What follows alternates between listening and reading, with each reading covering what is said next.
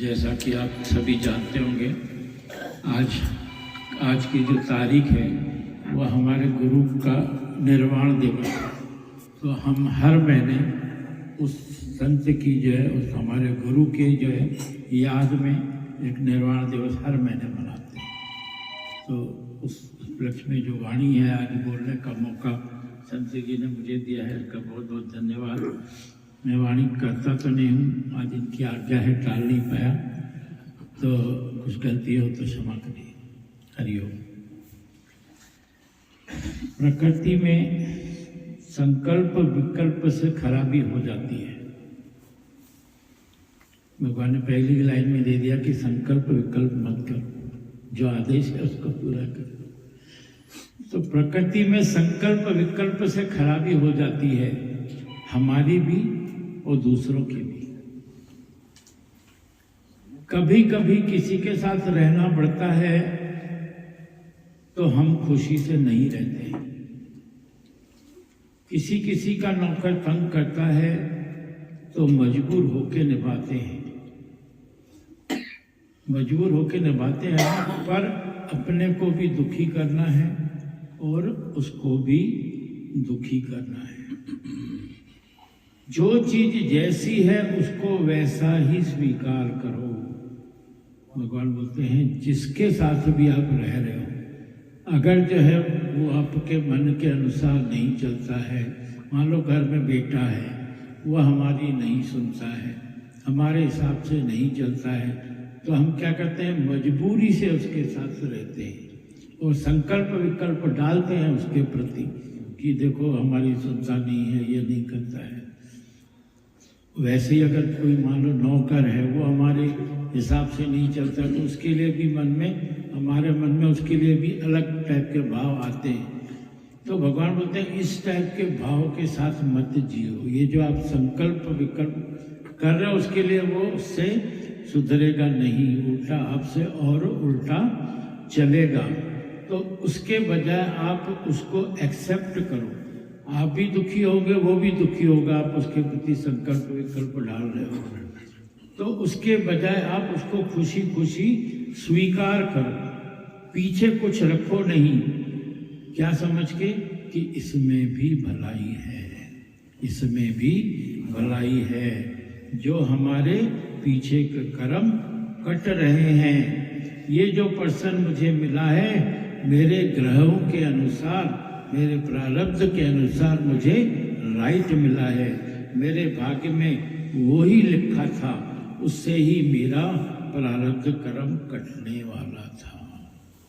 जो हमसे उल्टा चलता है तो उसके प्रति हम संकल्प विकल्प करेंगे तो क्या होगा, हमारे और कर्म बनेंगे। तो जो हमारे प्रारब्ध कर्म जो अभी कटने चाहिए वो कटेंगे नहीं और बढ़ेंगे, फिर और हो सकता है अगले जन्म में भी हमको उस चीज को और भोगना पड़े, और वही फिर हमारे साथ कर्म प्राणी बन के आए। हमारे साथ जो लोग जुड़ते हैं वो हमारे कर्म के अनुसार ही जुड़ते हैं, हमारे साथ उसका कुछ लेना देना बाकी रहता है तभी जुड़ते हैं। पत्नी सबसे ज्यादा, उसका बहुत कर्म हमारे से जुड़ा रहता है, इसीलिए पत्नी के रूप में वो आती है। तो हमको इस बात का अब ध्यान रखना चाहिए। गुरु हमको वचन के माध्यम से समझा रहे हैं कि आप कोई भी संकल्प विकल्प मत करो, खुशी खुशी उसको एडजस्ट करो कि ये इसके वजह से मेरे प्रारब्ध के कर्म कटेंगे और इसमें भी भलाई है। फिर दूसरा भगवान बता रहे हैं कि प्रकृति में जितने लोक हैं, सूरज लोक है, चंद्रमा लोक है, पृथ्वी लोक है, जितने भी साधन हैं इस लोक में, सबका त्याग करके अमृत तत्व को प्राप्त करो। क्या बता रहे भगवान, जैसे हम रह रहे हैं प्रकृति में, तो जितने भी लोक है, सूरज लोक है, चंद्रमा लोक है, पृथ्वी लोक है, इसमें जितने भी साधन है तो उनका त्याग करके अमृत तत्व को प्राप्त करो। अब ये अमृत तत्व क्या है?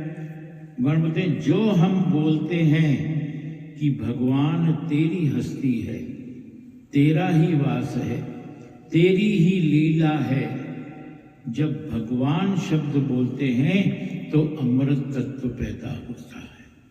हम भगवान किसी को बोले और उसको हम गाली देके देखें तो देंगे क्या? नहीं दे पाएंगे। क्यों नहीं दे पाएंगे? क्योंकि हम उसको भगवान देख रहे हैं। तो भगवान देखना यानी ये अमृत तत्व है। तो भगवान को हम बोलते हैं ना कि भाई तेरी ही हस्ती है, तेरी ही लीला है। तो भगवान बोलते हैं जब भगवान शब्द बोलते हैं तो अमृत तत्व पैदा होता है।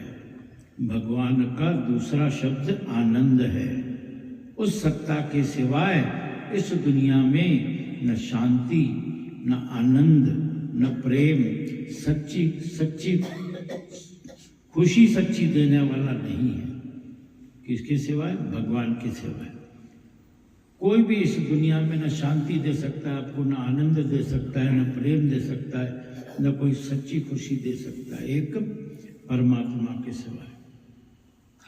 तो हृदय कक्ष में एक शक्ति है, वो हमको चला रही है। हमारे हृदय कक्ष में एक शक्ति है, वो हमको चला रही है। उसको प्रकट देखो कि परमात्मा है, कि परमात्मा है। जो भी हमको दिखता है, अगर हम उसको भगवान करके देखेंगे तो हमारे अंदर जो है उस समय शांति आएगी, आनंद आएगा, प्रेम आएगा।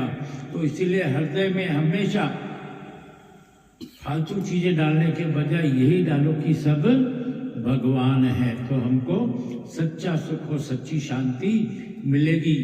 हमेशा यही देखो कि परमात्मा है। और पहले तो ख्यालों को हटाकर बार बार बोलना पड़ेगा, ऑटो सजेशन देना पड़ेगा अपने को कि परमात्मा तू प्रकट हो जा, परमात्मा तू प्रकट हो जा, तू है यहाँ, तू है यहाँ। बार बार बोलेंगे यहाँ है, यहाँ है तो परमात्मा आ जाएगा। उसको रिझाने का तरीका है। भगवान हमको हर चीज बता रहे हैं। संसार से अलग होके भगवान में हम कैसे टिके, उसके पूरे भगवान हमको तरीके समझा रहे हैं। हमारा काम है केवल उसको पकड़ना, उस रास्ते पे हमको चलना। तो भगवान बोल रहे हैं उसको रिझाने का तरीका है, बार बार बोलो मेरे पास है भगवान, मेरे पास है भगवान, हमेशा मेरे साथ है। इसलिए भगवान बोलते थे व्यभिचार नहीं करो। कृष्ण गोपियों को बोलता था अगर तुम अपने से मेरे को जुदा देखती हो तो ये भक्ति व्यभिचारी भक्ति है। अगर अपना आप देखती हो तो अव्यभिचारी भक्ति है।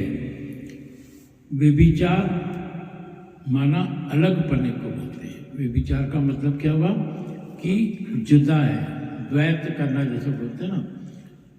तो व्यभिचार अलग बनने को बोलते हैं। उसमें क्या होगा? कभी मोह होगा, कभी द्वेष होगा।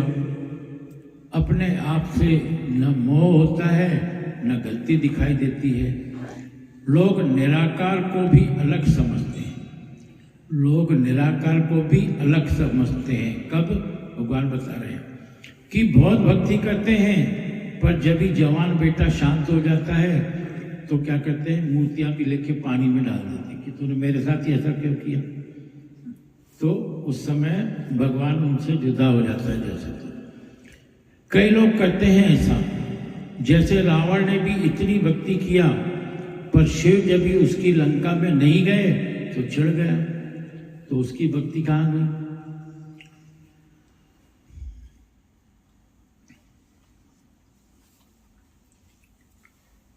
इतनी उसकी भक्ति में शक्ति थी कि पहाड़ को भी उठा ले गए, सोने के पत्थरों को संगीत से लंका में पहुंचा देवे।